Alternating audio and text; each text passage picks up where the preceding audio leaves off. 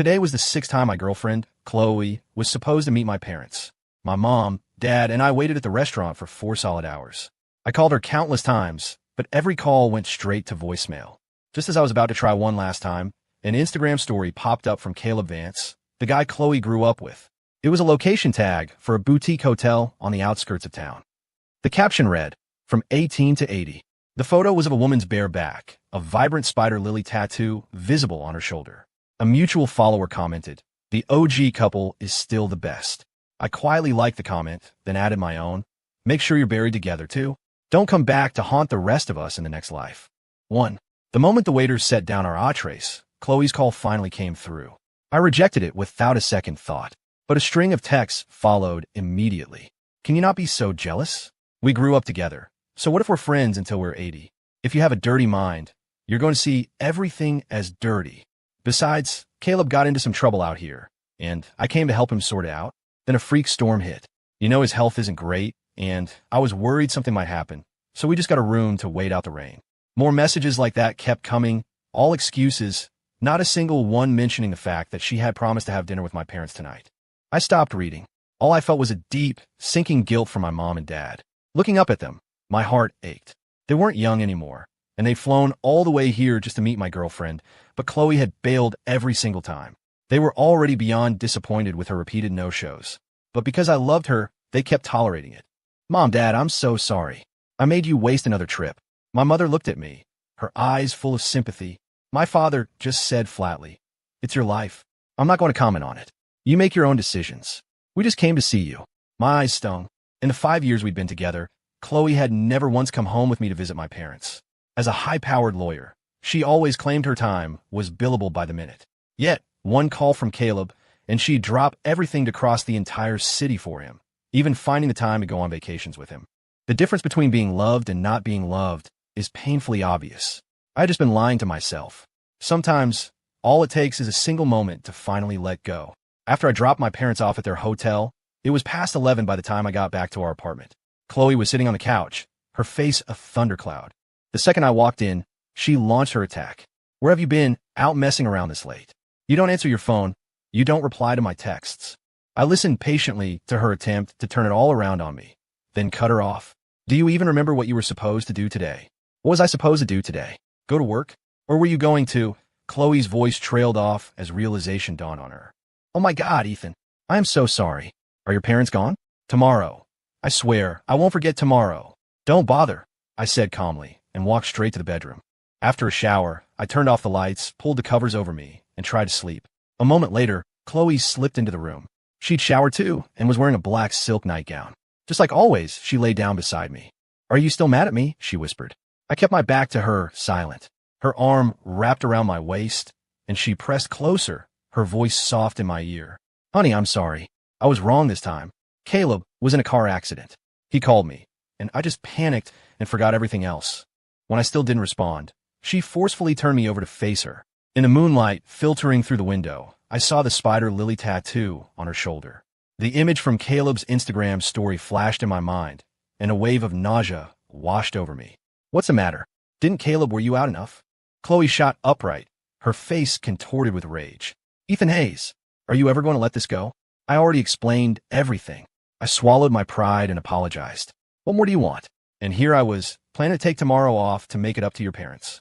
Her tone was so condescending, as if she were granting me a favor. I looked at her, my voice flat. "Chloe, don't force yourself. We're done." I grabbed my pillow, left the bedroom, and went to sleep in the guest room.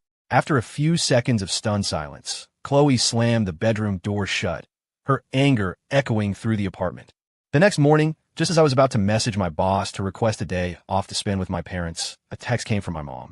"Your father and I are heading back. You focus on work. Come home when you have time." Stunned, I immediately called her. "Mom, why are you leaving so soon? Your dad is anxious to get back for his fishing trip with your uncle," she said warmly. Okay, they're calling for boarding now. Talk to you later." Hearing the click of the phone, I was overwhelmed with shame. The city I worked in wasn't far from my hometown, just over an hour by plane. But for the past 5 years, my entire world had revolved around Chloe, and I'd rarely made time to go back and see them. An idea sparked in my mind. I got up, got dressed, and went straight to my boss's office at the firm. "Mister, Davis, I'd like to be considered for the transfer to the Atlanta branch. Mr. Davis looked surprised. What's with the sudden change of heart? I offered it to you before, and you kept turning it down. If you go, the project manager position at the branch is yours for the taking. I ran a hand through my hair. Let's just say I've realigned my priorities, Mr. Davis. Right now, nothing's more important than my career.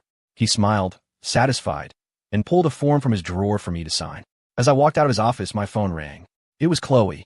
I answered, and her frantic voice assaulted my ear. Ethan, why didn't you wake me up? You didn't make me breakfast. I have a huge meeting with a client today. I let out a dry, self-deprecating laugh at her entitlement. Chloe, I'm not your butler. I'm not obligated to do any of those things. Ethan, who do you think you? I hung up before she could finish, refusing to hear another word. For the past 5 years, I had treated Chloe like a princess. I cooked every meal, did all the chores, and even laid out her clothes for her after her showers. But all that effort had just made her take it for granted. The moment I stopped, I was the one in the wrong. Thinking about it now, I was just grateful I'd finally woken up. After deciding to let Chloe go, my productivity at work skyrocketed. Projects that used to take me all day were now finished in a few hours. When I stepped out of the office building at the end of the day, I realized it had started to rain. Just then my phone rang. It was Chloe again. You're off work, right? I didn't drive today. Come home, get the car, and pick me and Caleb up. Her entitled tone, the casual way she ordered me around, and with Caleb in tow. I couldn't imagine how pathetic she must think I was to drive all the way home in the pouring rain just to chauffeur them around. I'm busy. I hung up and hailed a cab. Back at my place, I ordered a big, greasy container of spicy noodles from a food truck, something I hadn't eaten in years. I love them, but Chloe always said that kind of food was disgusting and beneath her. She wouldn't eat it, and she wouldn't let me eat it either. But I remembered seeing a picture on Caleb's social media once. Chloe, dressed in a sharp black blazer, sitting with him at a street-side stall, happily eating the very same spicy noodles she claimed to despise. Turns out her preferences depended on the person, and I was never the exception. I was kicking back with my noodles and a beer when Chloe walked in, dragging a soaking wet Caleb behind her. She saw me, relaxed and comfortable, a stark contrast to their drenched, miserable state. Her anger flared.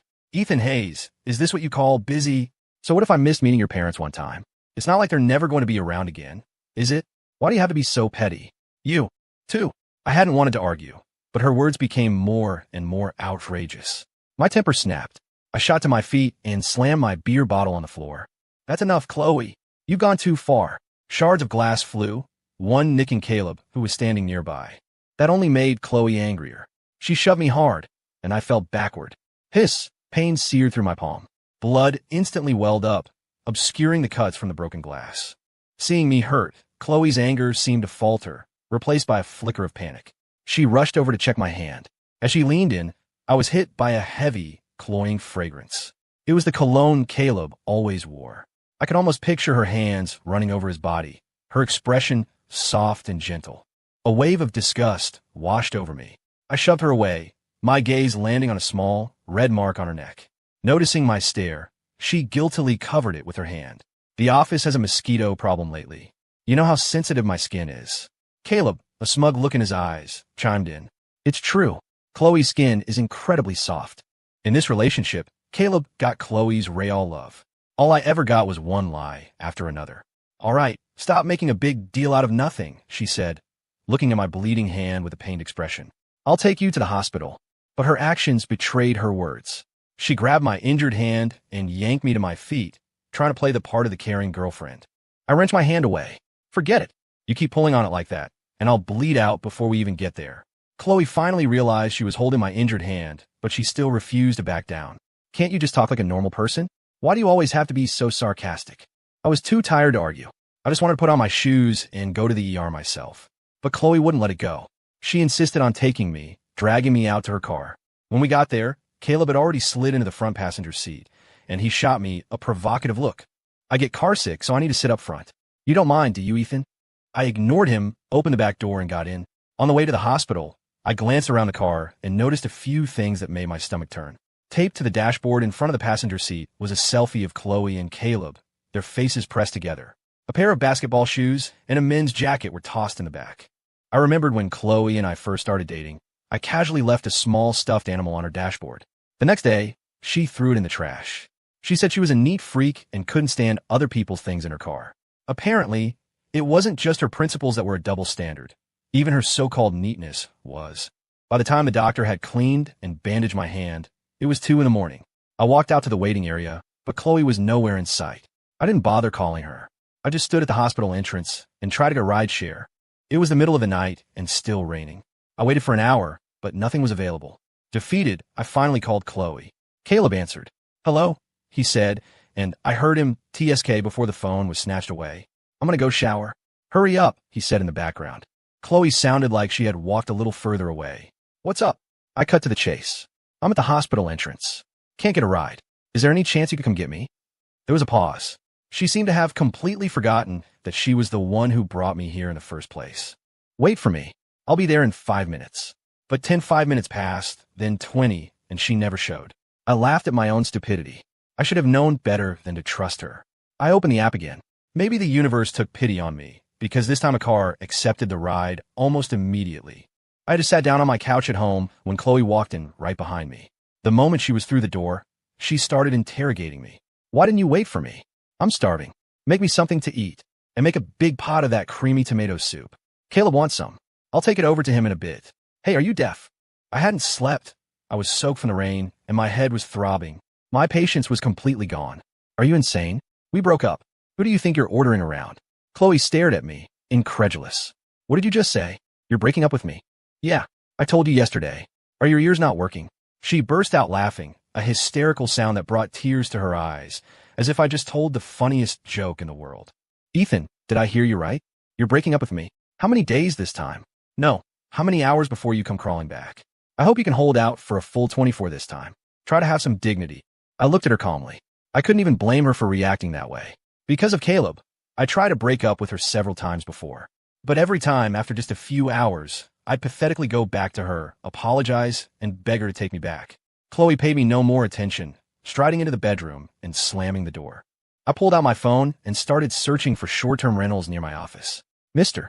Davis had told me before I left work that the official transfer order would come through tomorrow, but the actual move wouldn't happen for about a month, pending confirmation from the Atlanta branch. I thought I'd be able to leave soon, but I still had another month to wait. As I scrolled through listings, I started thinking about what I needed to pack. Ever since I moved in with Chloe, I'd treated this place as our home. I'd bought so many things, most of which I couldn't take with me. In the end, I decided to just take my personal belongings. I wouldn't be living in this city anymore, so the rest was useless. I made an appointment with a realtor to see a place in the afternoon, then went to the guest room to get some rest. 3. When I woke up and came out of the guest room, Chloe was looking at me with an expression I couldn't decipher. I didn't ask. I just glanced at the time and went to the bathroom to wash up. Suddenly, she threw the mug she was holding onto the floor. Hearing the crash, I turned to see the ceramic shards scattered across the tile and smiled with a sense of release. That was the first piece I ever made back when I was in a pottery. When I gave it to her, she laughed for ages, saying it was uniquely ugly, one of a kind in the world. I had told her earnestly, just like my love for you, one of a kind. Now the mug was shattered. It was a fitting end. I ignored the mess, finished getting ready, and put on my shoes to leave. Chloe sat in the living room, watching me walk out the door, and didn't move for a long time. That afternoon, I looked at a few apartments and quickly settled on one, a fully furnished one-bedroom that, most importantly, was only a 5-minute walk from work. I had chosen our old apartment because it was convenient for Chloe's commute. For me, it was a half-hour drive on a good day without traffic. Back then, all I could think about was giving her everything. I never imagined this would be the result. I paid the deposit and first month's rent right away. I wanted to move in tonight. The feeling of freedom and peace was already calling to me. When I got back to the apartment, Chloe wasn't there. I packed all of my belongings into one large suitcase and walked out for the last time. By the time I had the new place cleaned and organized, it was already dark. I was exhausted but happy. The happy feeling didn't last long. A call came from Chloe. I glanced at the time and could already guess why she was calling. She wanted me to make her some ginger tea to sober her up and run her a bath. But she wasn't going to get that kind of service anymore. I answered the phone, and her surprised voice came through the speaker. "Ethan, you moved out?" I was a little surprised myself. Why was she home so early? Did she not have a good time? Maybe because I didn't answer, she said my name again, a hint of something I couldn't quite place in her voice. Panic, maybe? I must have misheard. "Yeah, we broke up. It's not right for us to live together." "Did I agree to break up?" "You moved back here right now. Where are you?" I'll come get you. Don't bother, Chloe. I'm serious this time, I said calmly. Her voice rose, sharp with anger. Fine, fine. Ethan Hayes, don't you regret this? She hung up. Regret? The only thing I regretted was not breaking up with her sooner. Now, I could eat durian whenever I wanted, or stinky tofu, without having to consider someone else's opinion. I didn't have to cook 3 meals a day on a strict schedule. All this extra time could be used for self-improvement. I had started to realize I was falling behind my colleagues at work. I'd wasted so much time on Chloe. I had to catch up. The first thing I did was sign up for an online professional development course. My first week away from Chloe was liberating and productive. Just when I thought we were finally done, I got a call from one of her friends. Chloe's drunk. She's yelling for you to come pick her up and take her home. I paused. You must have a wrong number. You should be calling Caleb Vance.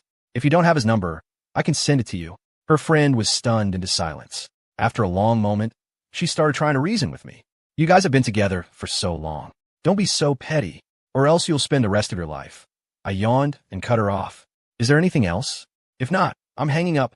Just as I said that, I heard Chloe shouting belligerently in the background. I suddenly remembered the period right after Caleb got back from overseas. Chloe was out partying with that group of friends every single night until 3 or 4 in the morning. I couldn't sleep, worried sick that something would happen to her. One night, I called and asked if she needed me to pick her up. Her response was dripping with contempt. What would you come here for? To embarrass me? You can't drink, and you're no fun. After that, I never offered to pick her up again. Thinking about it now, it all felt so pointless. I hung up the phone without hesitation, turned off the light, and went to sleep. 4. When I woke up the next morning, my phone was filled with over a dozen missed calls and unread texts. All from Chloe. Ethan, if you move back tomorrow, I can pretend none of this ever happened. Who do you think you are? I give you a chance to come get me, and you refuse? Where did you learn to play so hard to get? You're not even half the man Caleb is. If you hadn't been competing with him for that scholarship to study abroad, why would I have ever gotten together with you? That last message stopped me cold. The question that had been nagging at me for years was finally answered. Back in senior year of college, Chloe had suddenly added me on Facebook and asked if I wanted to go out with her. I couldn't figure out why, but I said yes immediately. Pretty much everyone on campus knew I had a massive crush on her. From the moment I first saw her as a sophomore to finally getting with her as a senior, our classmates were all saying we made them believe in love again. After we started dating, she told me she didn't like long-distance relationships. Head over heels in love, I foolishly gave up the university's prestigious scholarship for a grad program abroad. My academic advisor was furious. I told him, with complete conviction, that I was going to pursue my happiness. Chloe had always been hot and cold with me. At the time, I just thought, wow, this girl is so cool. I had no idea how much I would suffer for that coolness. After graduation, I gave up job opportunities back home to stay here for Chloe, thinking we would be one of those perfect couples who go from campus to the altar. What a slap in the face that turned out to be. I asked her more than once why she had suddenly decided to be with me. Every time, her answer was the same. Because you're an idiot. I always thought she meant it affectionately. Turns out she was being literal. I don't regret anything I gave up for Chloe, because I loved her once, fiercely and completely. Thinking of it now, I shook my head with a bitter smile. Chloe really would do anything for Caleb, including sacrificing herself. Just then my phone rang. It was Chloe. I hesitated for a second before answering. A weak voice came through the speaker. Ethan, my stomach hurts. Ethan, my stomach really hurts. Come back. It hurts. You can rub it for me. And I want some of that sweet porridge you make. You're not here, so there's no one to make me ginger tea, no one to... I cut her off. My patience gone. Chloe, I'm not your butler. If your stomach hurts, go see a doctor. If you want ginger tea, make it yourself. I'm not pathetic enough to let you keep hurting me. Not after knowing the truth. That's it. Let's not contact each other again. I hung up, got out of bed, and got ready for work. I was almost late. If I was, I'd lose my perfect attendance bonus. As expected, nothing good ever came from dealing with Chloe. Thank God I woke up when I did. Because I was preparing to transfer to the branch office, I spent the entire morning writing up handover documents. I only had a chance to glance at my phone during my lunch break. After I hung up on her, Chloe had sent me a barrage of messages. Before I could even read them, a new one came in. It was a picture of her lunch, followed by a text. The rice is too hard. Not as good as yours. I didn't reply. I scrolled up and was surprised to see 3 words. I am sorry. Chloe was an incredibly arrogant person. She rarely admitted to doing anything wrong. Even when she was at fault, she would find a way to shift the blame to me. Under her constant manipulation, there was a time when I completely lost myself, feeling like I couldn't do anything right. I was just lucky that Chloe didn't mind having me around. It was my mom who finally noticed something was wrong. She flew in from my hometown and, after a long, gentle talk, helped pull me out of that toxic cycle. Chloe was a pit of quicksand I had barely managed to climb out of. I wasn't about to fall in the same place twice. When I was leaving work that day, I was surprised to see Chloe waiting at the entrance of my building. I paused for a moment, then decided to pretend I didn't see her and walk around her to go get groceries. "Ethan," she called out, chasing after me. "Ethan, I came to take you home." I could feel my coworkers staring. I had no choice but to stop. "Chloe, what are you doing? We broke up." She put on a wounded expression. "Ethan, I don't agree. Please just come back with me." I looked at her, confused. "I'm not a threat to Caleb anymore. What is this about? Is there anything left for you to gain from me?" The color drained from Chloe's face. "No, that's not it. Well, I said yesterday, that was just drunk talk. It's true that I was with you because of Caleb at first, but after all this time together, I realized I've fallen in love with you. Really, Ethan, I can't." Before she could finish, her custom ringtone for Caleb went off. She hesitated for a few seconds, but ultimately answered the phone. The moment Chloe answered that call, I turned and walked away. No matter the time, no matter the place, Caleb Vance would always be her priority. I should have understood that a long time ago. 5. For the next few days, Chloe didn't show up again. After I finished handing over all my work, I decided to take a vacation. After thinking about it for a long time, I chose to go to the place Chloe and I were supposed to go for our graduation trip. Boston. I had spent weeks planning that trip, booking flights and hotels. But the night before we were supposed to leave, Chloe told me a friend was in trouble and she had to fly overseas at the last minute. The plan had been shelved ever since. After finding a place to stay in the city, I explored. I woke up before dawn on the first day to see the sun rise over the harbor and tried a cannoli from a famous bakery. I have to admit, it was way too sweet for me. After that, I walked the Freedom Trail in a light snowfall, explored the historic battlegrounds of Lexington and Concord, saw the old mansions of Beacon Hill, and watched the sunset over the Charles River. On the last day of my trip, I compiled all my photos and posted them to my social media with a caption, "A proper goodbye to my youth." Back in Chicago, I started packing up the last of my things, getting ready to leave for good. Just then, the doorbell rang. I opened the door to find Chloe. She looked much more worn down than before. Her hair and makeup weren't as perfect, and she wasn't even wearing lipstick. I looked at her, puzzled. "Can I help you?" "Ethan," she said stubbornly, "I'm here to take you home." I rolled my eyes. "If you don't have anything else to say, you should leave." I started to close the door, but Chloe jammed her hand in the frame to stop me. "What the hell do you want?" I snapped, kicking the door in frustration. "Ethan, I know I was wrong. Please, just give me one more chance. I do love you. I'll make it up to you. If you don't like Caleb, I can keep my distance from him, okay?" Chloe looked at me, her eyes pleading. I scoffed. "Chloe, don't you think you're contradicting yourself? You love me? Is that why you've been hurting me so casually for years? If you don't leave, I'm calling security." Still, she didn't move. She just stared at me, as if she couldn't believe I could be so cold. "Chloe, we're over. Is it fun to keep clinging to this?" I said, then slammed the door shut, not caring about her hand. She snatched it back just in time. I sat on my couch, trying to make sense of Chloe's bizarre behavior. Why was she so obsessed with getting me back? The idea that she suddenly realized she was in love with me was laughable. I wouldn't believe it if my life depended on it. I sighed and decided to stop thinking about it. It was impossible anyway. Just then, I got a text from my childhood best friend, Mark. He was here. I quickly threw on a jacket and went out to meet him. The day after I got back from Boston, Mark had called me, asking what my social media post was all about. I told him everything. He immediately said he was coming to Chicago to take me out for drinks. I didn't think he'd show up so soon. Mark and I picked a trendy barbecue joint. After a few beers, I had to use the restroom. On my way back, I heard a chillingly familiar voice. If Caleb hadn't taken an interest in that software he designed, why would I ever go back and beg Ethan? "Chloe, you've really had to suffer for this. But with that software, I could finally get that job at Apex Innovations. I'll ask him to hang out on Saturday. When the time comes, you just..." The rest of their conversation was too quiet to hear. The software they were talking about was something I started developing my second year out of college. I had only recently put the finishing touches on it. "Saturday, huh? We'll see who's playing who." 6. On Saturday, Chloe was waiting outside my apartment first thing in the morning. She said that even if there was no chance for us anymore, she wanted me to spend one last day with her. I looked at her phony act, a sick feeling rising in my stomach. But for my own plan to work, I agreed after she had pleaded for a solid hour. The moment I said yes, I didn't miss the flicker of triumph in her eyes. Not long after we left my apartment, I got a text. I glanced at it, and a small smile played on my lips. The fish was on the hook. That day, Chloe took me to all the places we used to go when we first started dating. I watched her the whole time, thinking that if she showed even a shred of guilt, I would let her go. But there was nothing. In the afternoon, Chloe got a text. Without even looking at it closely, she stood up. "Ethan, thank you for spending the day with me. The firm needs me for something, so I have to go." She rushed off without waiting for my reply. I didn't have to guess. Caleb had texted her to say he had it. I leisurely finished my coffee before heading home. Now it was time to reel in the net. 2 days later, a new piece of software was launched in the tech world. Its designer, Caleb Vance, was hailed as a genius. With this new reputation, Caleb quickly landed a position as a development manager at Apex Innovations. I watched the interview he posted on his LinkedIn profile and laughed coldly. "Enjoy it while it lasts, Caleb. The show's about to begin." I didn't send him a cease and desist.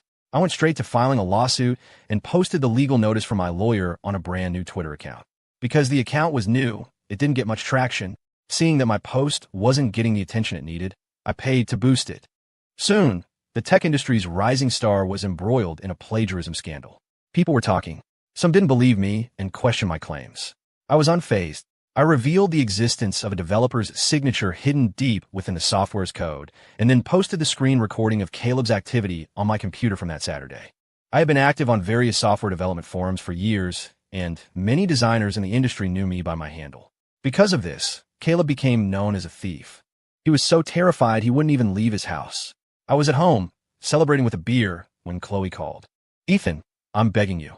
Just release a statement saying you've settled this privately. He's hiding at home. He won't go out. If this continues, something terrible is going to happen." I laughed.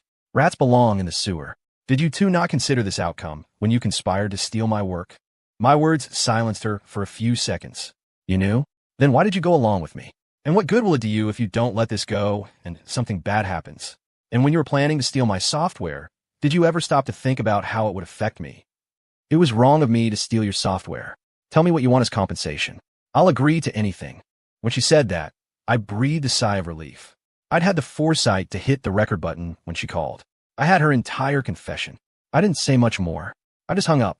Realizing that I had no intention of letting Caleb off the hook, Chloe started buying bots and hiring trolls to control the narrative online, desperately trying to clear his name. But a thief is a thief. No amount of spin could change the facts. No amount of spin could change the facts. As online sleuths dug deeper, they unearthed all of Caleb's social media profiles. He had shared a lot about his life with Chloe, including plenty of intimate photos taken in hotel rooms and at home. The earliest posts dated back to when he was studying abroad. He had a decent number of followers, all of them fans of their relationship.